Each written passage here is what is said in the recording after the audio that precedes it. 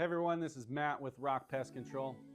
Sorry you're dealing with bed bugs. I do want to talk a little bit about preparation and about the partnership between you guys, the tenants and the homeowners, and us, the pest control company, and how that works to get rid of bed bugs.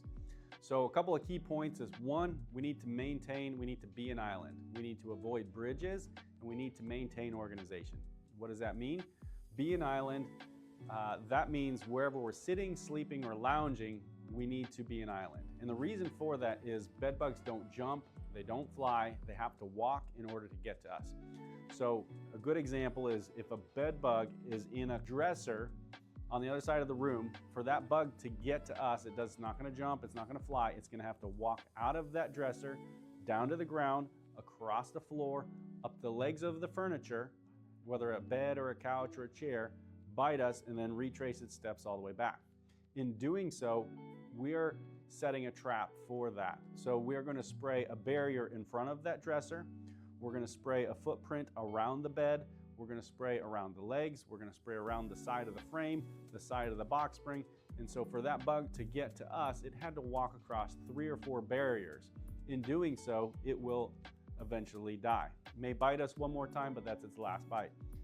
The reason that's important is because bed bugs only care about one thing, that's biting you or me. We have to use that against them in order to get rid of these guys. Another thing is we need to avoid bridges.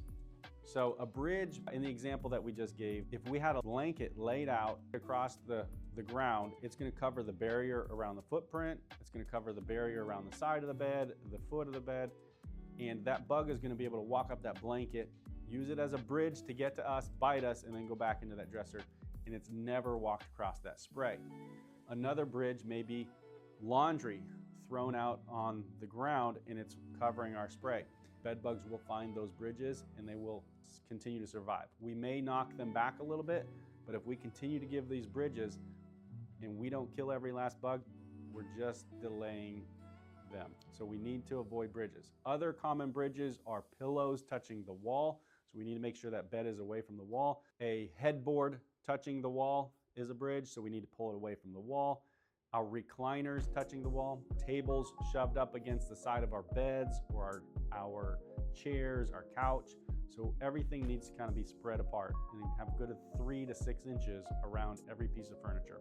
The other thing we need to do is maintain organization. So the reason for this is we know exactly where we sprayed. Again, we're spraying around the baseboards, around the furniture items. So the first thing that a bug does if it walks out of a closet, it's walking across that spray. If we are disorganized and we throw all our clothes on the ground, we're covering up these sprays, we're giving them bridges. In kids' rooms, if they get toys out and they play with those toys all day, that's fine.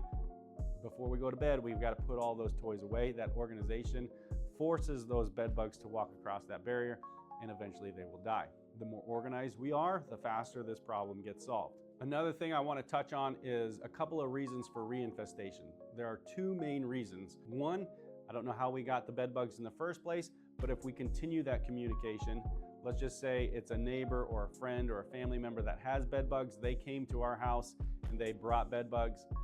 It is very likely that if we solve the problem here and they don't at their house, they're gonna bring bed bugs back again, either by coming and sitting on our couch again or us going to their house. So be very careful about how you got them in the first place and make sure before you guys go back and forth to their house, they solve their problem as well. So the second reason for reinfestation is we reinfest ourselves with our own products. Example of that is bagging some items up from under the bed or in the closet, sealing them up. Bed bugs can live up to a year without biting us.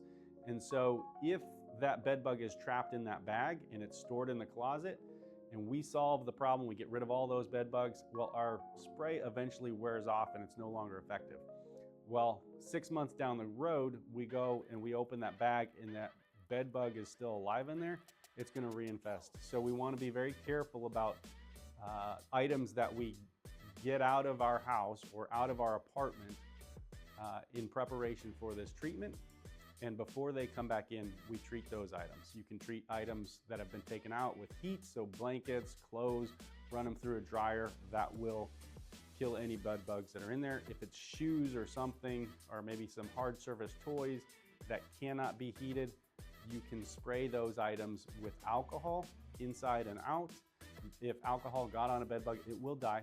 I want to be very careful with that usage though. We don't want you to spray alcohol on any of your furniture or where we have sprayed our product, because that will render it useless. Another thing to prevent spreading bed bugs while we are doing this treatment, because when we do a spray treatment, it takes about 30 to 60 days, 30 to 45 days is typical to get rid of the problem. And so during that period of time, we want to make sure that we don't pass it to any of our friends or family. So one, try not to go hang out at their place until we've got the problem solved at your place, because you're going to be one of those person that passes it along. Another thing, if kids have to come in and out of your place, maybe it's a split family home, it's very common where they have a place at your house, and then we need to make sure that they don't take bed bugs to mom or dad's house or grandparents' house.